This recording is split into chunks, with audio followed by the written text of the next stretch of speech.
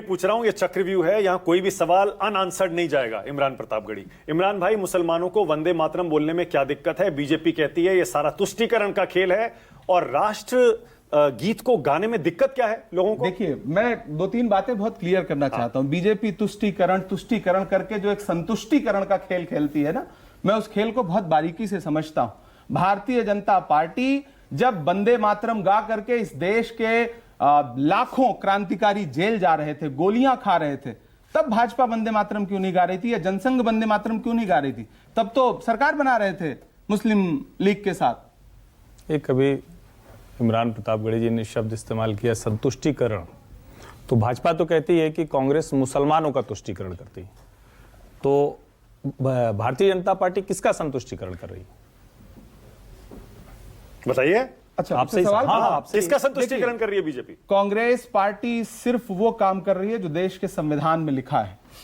देश का संविधान जो कहता है, इस देश का हर नागरिक बराबरी का अधिकार रखता है। कांग्रेस की जब जब सरकारें रही, उसने सबको बराबरी का अधिकार दिया। भाजपा एक बेसिर पैर का आरोप लगाती है और बाद में आकर के कहेंगे कि कांग्रेस तो तुष्टीकरण करती थी। आप मुख्तार अब्बास नकवी को मिनिस्टर बना करके कौन सा तुष्टीकरण कर रहे थे? आप शहनवाज हुसैन को साथ ला करके कौन सा तुष्टीकरण कर रहे थे? थोड़ा सा रोकता हूं आपको, मैं फिर कह रहा हूं कि भाजपा तो कहती है ना कि कांग्रेस मुसलमानों का तुष्टीकरण करती है। जो कहती है वो कहना ही उसका गलत है। वो कहना ही उसका गलत क्यों कहती है? आप उस पर सवाल खड़ा करिए कि जो कहती है वो गलत कहती है। मैं कह रहा हूं कि इसका जवाब तो दे दीजिए। सवाल है हर्षवर्धन, अरे आप इतना बढ़िया बोलते हैं, आप जवाब क्यों नहीं दे रहे? गलत कहती है।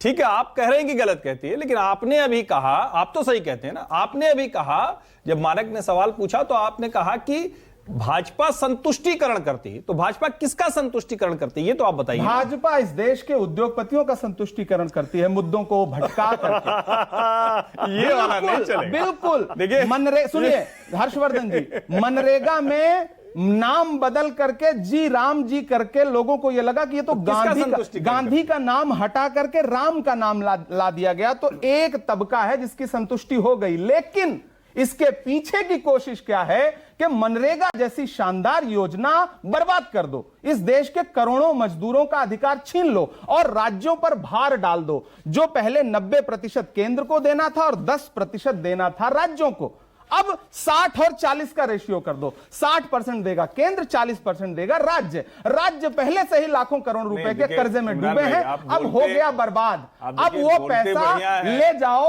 उद्योगपतियों का संतुष्टीकरण करने के लिए। आप भाषण बढ़िया देते हो, उसमें तो कोई संदेह नहीं, इस वजह से आप यहाँ। हर्षवर्धन, लेकिन एक लाइन में तो उसका जवाब हो सकता है। एक लाइन में एक तबके का बोल दिए, बोला उन्होंने, एक तबके का। एक तबका ऐसा है जिसको नाम बदलने के खेल में उलझा करके, मुसलमान तो सिर्फ कंधा है, निशाना कहीं और है। निशाना इस देश के पिछड़े हैं, निशाना इस देश के दलित हैं, निशाना इस देश के आदिवासी हैं। ये हिंदू मुसलमान की डिबेट में जाओ। इमरान प्रतापगढ़ी आज ठान के आए चक्रव्यूह में फंसना नहीं, इसलिए वो बच के निकले। आप लोग क्यों मुझे अभिमन्यु बनाने पे तुले हुए हैं भाई?